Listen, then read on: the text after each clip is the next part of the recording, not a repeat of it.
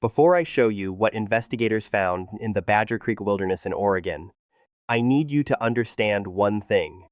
The bones were not at the bottom of a cliff. They were not near a river where remains might naturally drift. They were not in a location where any documented predator in that region drags its prey.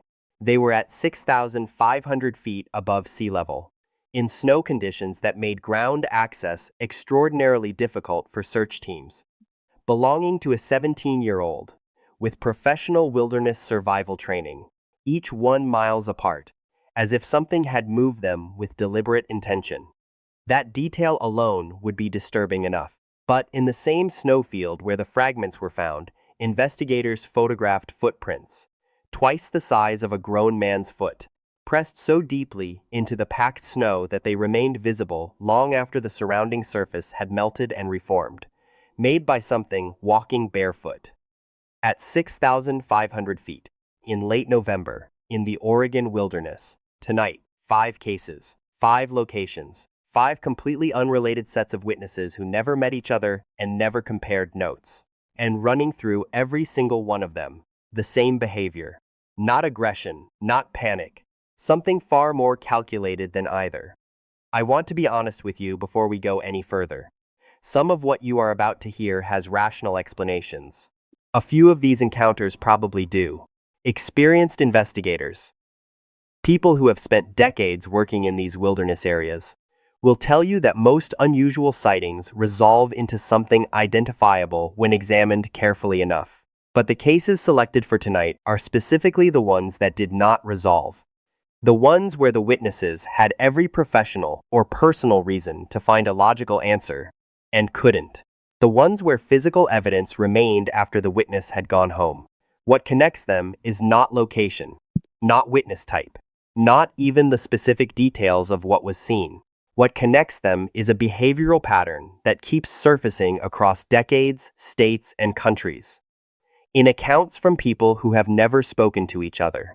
By the time we reach the final case tonight, you will understand why that pattern matters more than any photograph or footprint cast ever captured. Case 1, November 23, 1991. Corey was 17 years old, capable beyond his years, and by every account one of the most prepared young hunters in his community. He had received professional outdoor survival training. He knew how to navigate in harsh terrain. He knew what to do when a wilderness situation turned difficult. He and his friend Mark had been out all day and found nothing. By early evening, disoriented in unfamiliar territory, they decided to split up. Mark returned to the car. Corey did not. What followed was one of the largest search operations in Oregon history. Over 250 people, helicopters, trained tracking dogs, a 12-square-mile grid combed methodically for 10 consecutive days. Nothing. Not a footprint, not a discarded piece of gear, not a single indicator that Corey had moved through those mountains in any direction. 10 months later, 2 hunters found his backpack and rifle. When investigators returned to conduct a thorough search, what they uncovered deepened the mystery in ways that no official report has ever satisfactorily addressed. His jacket was recovered on a steep mountain ridge at approximately 6,500 feet, buried under deep accumulated snow. A mile away from the jacket, skull fragments and a single tooth. No femur, no rib cage, no substantial bones of any kind. Just scattered fragments distributed across 3 distinct locations in a dispersal pattern that sat outside the behavioral range of any predator investigators could document in that ecosystem. The sheriff overseeing the case said publicly what every investigator present was thinking privately. It made no sense. Why would a 17-year-old, regardless of training, travel that far in those conditions? Why would he climb to that altitude through deep November snow? The official theories were examined carefully. Accident, exposure, foul play, animal predation. Each one considered seriously. Each one left something unanswered. His compass was in his pack. He knew roughly where the car was. His food supply and emergency blanket were adequate for several days if used correctly. A predator attack would have produced biological evidence at the scene, scent trails, scat, claw, or bite marks on what remained. Little of what a predator encounter typically produces was documented at the scene, and the bones were in 3 places. miles apart. Then came the detail from the original search that investigators had initially set aside. A helicopter crew working the November grid had documented massive humanoid footprints in the high snowfields. At the time, they assumed the prints belonged to search team members and logged them accordingly.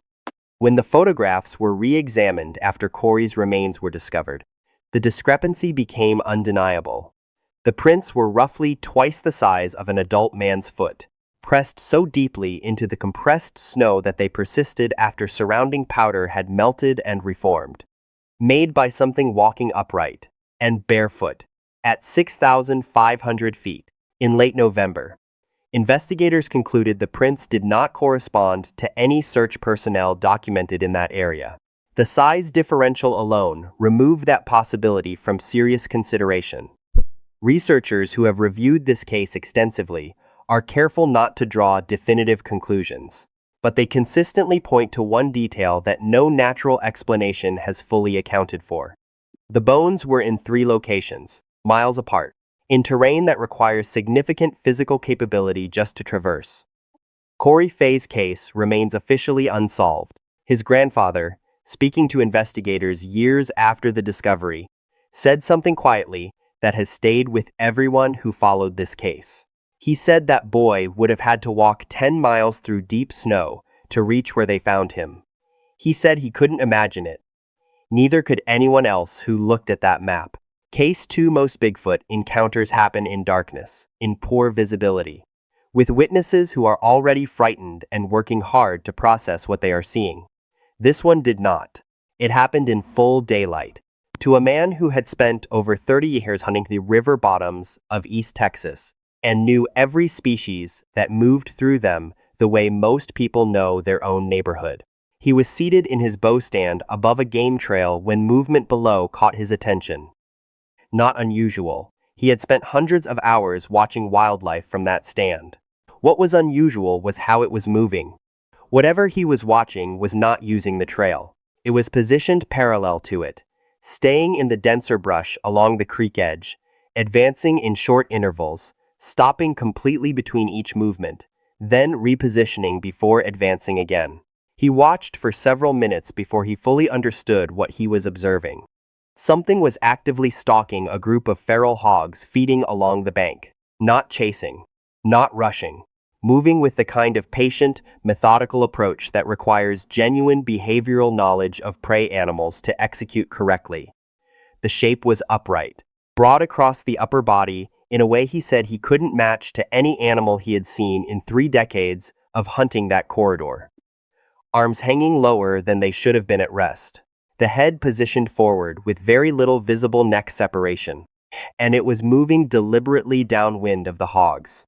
The witness said it never broke rhythm, said it moved like it had done this many times before. He watched it close the distance over approximately 12 minutes. Then it acted.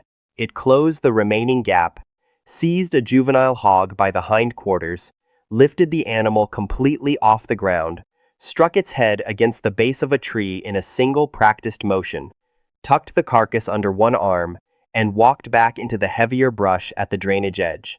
The hog group scattered. The man sat motionless in his stand for a long time afterward. He eventually confided this to a local researcher he trusted, with one specific request. Do not use my name. People who fabricate stories for attention do not ask for anonymity. They want the opposite.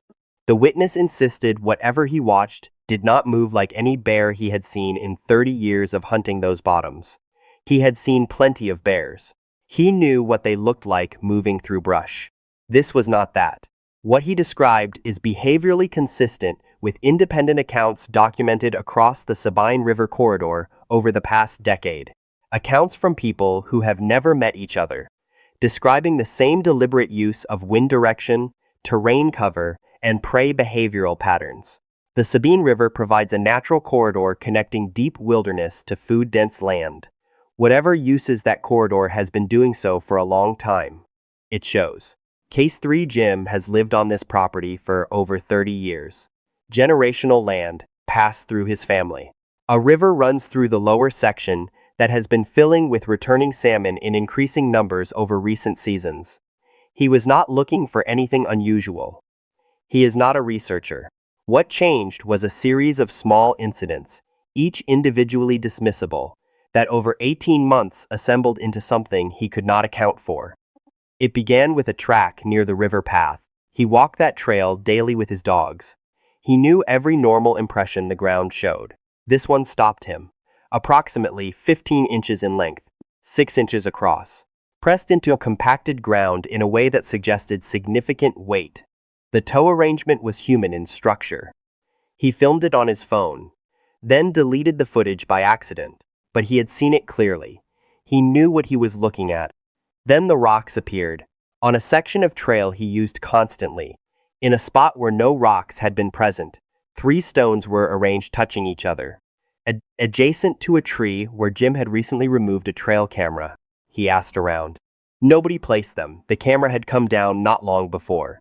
That detail sat with him for a while. That spring, a vocalization, a loud resonant call. He described it as feminine in quality. From approximately 200 yards across the road, he stood still, called back. Nothing further. That summer, a neighbor reported sounds from the dense brush along the far riverbank. She described them as baboon-like calls. Multiple voices, very loud. During salmon spawning season, she got in her car and left without going back inside first. A young woman in the adjacent native community described something near the newer housing, something interacting with her children's outdoor toys one evening.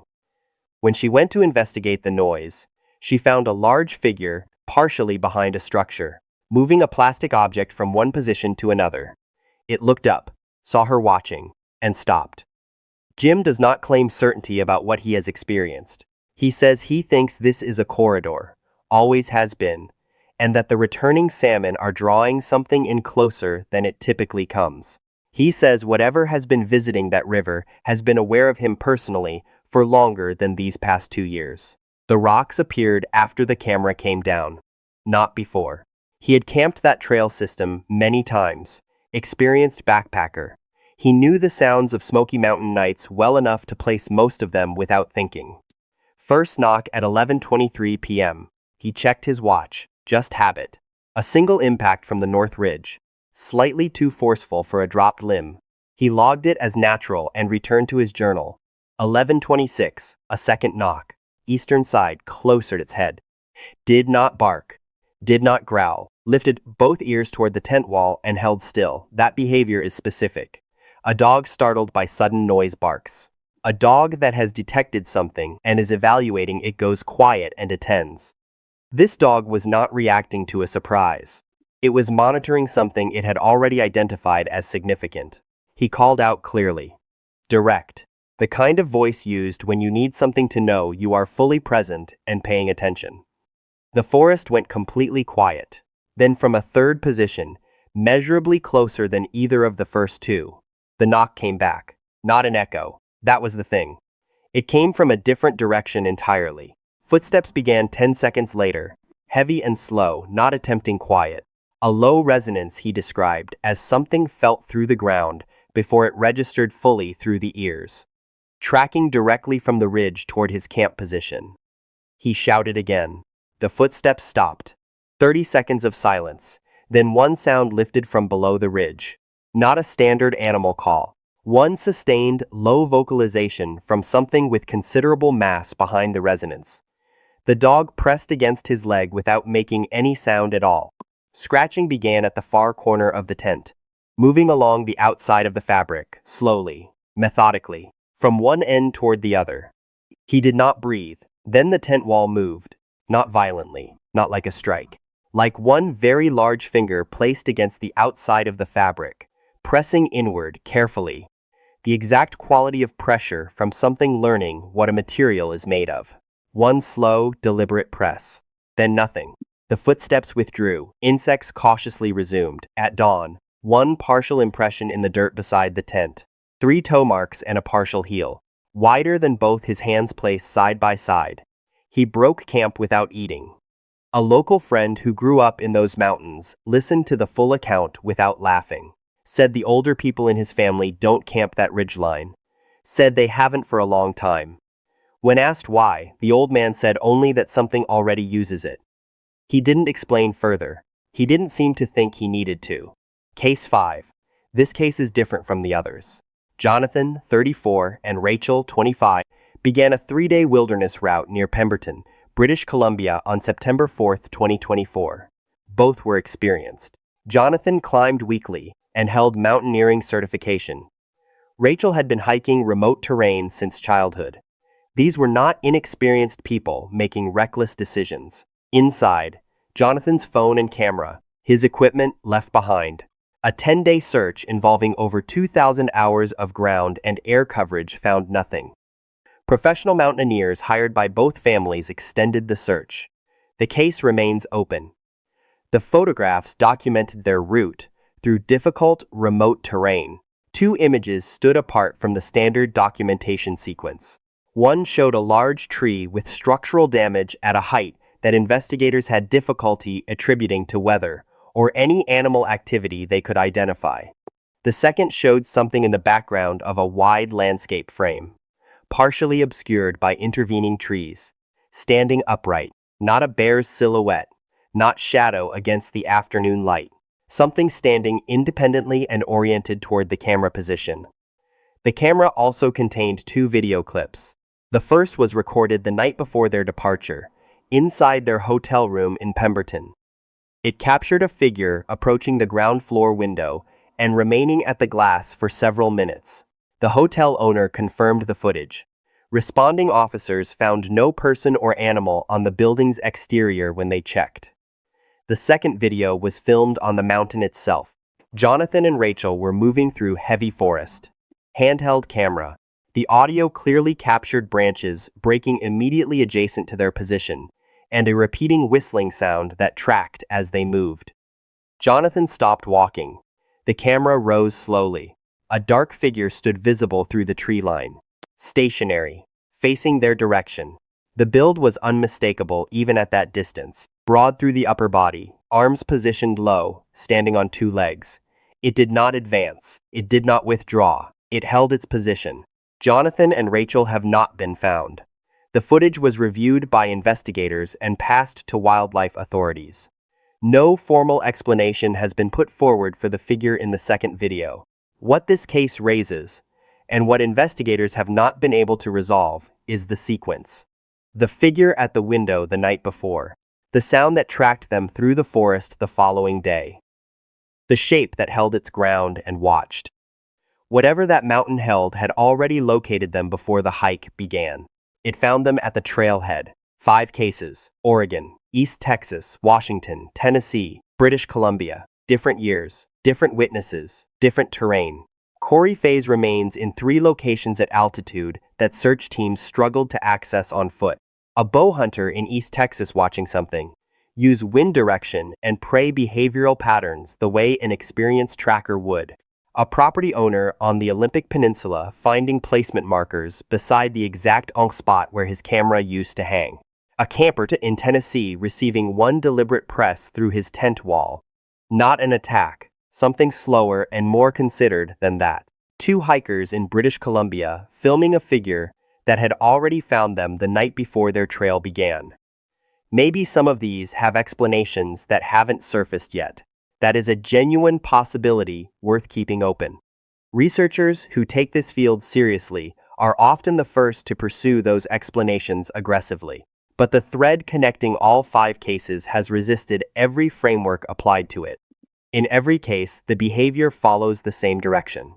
And none of these witnesses described it like an animal attack. What they described was something watching, positioning, adjusting based on what the witness did next. Hunters, experienced trackers, and long-term wilderness guides across these regions have all at some point described the same quality of silence. Not the ordinary quiet of an empty forest. Something with weight behind it. Something that arrives before any visible cause does. Animals in the area respond to it before humans understand what is happening. This gets reported independently, across decades. From people in different states who have never communicated with each other. Indigenous oral traditions across North America documented exactly this kind of presence in records that predate any modern vocabulary for it. Beings that held to the margins, that understood how close was too close and maintained that line with consistency. That appeared not to strike, but to observe. What the East Texas bow hunter watched used 12 minutes of patient, downwind repositioning before acting. What stood outside Jem's property left rocks exactly where the camera had been. What pressed against the tent wall in Tennessee applied just enough pressure to assess a material, and stopped. What appeared in Jonathan's footage had already located their hotel room the night before the hike. None of these witnesses described feeling hunted. Several of them, without knowing the others had used the same word, said the same thing: watched. That is a different thing entirely. Something hunting you wants to close distance quickly. Whatever keeps appearing at the edge of these forests is in no hurry.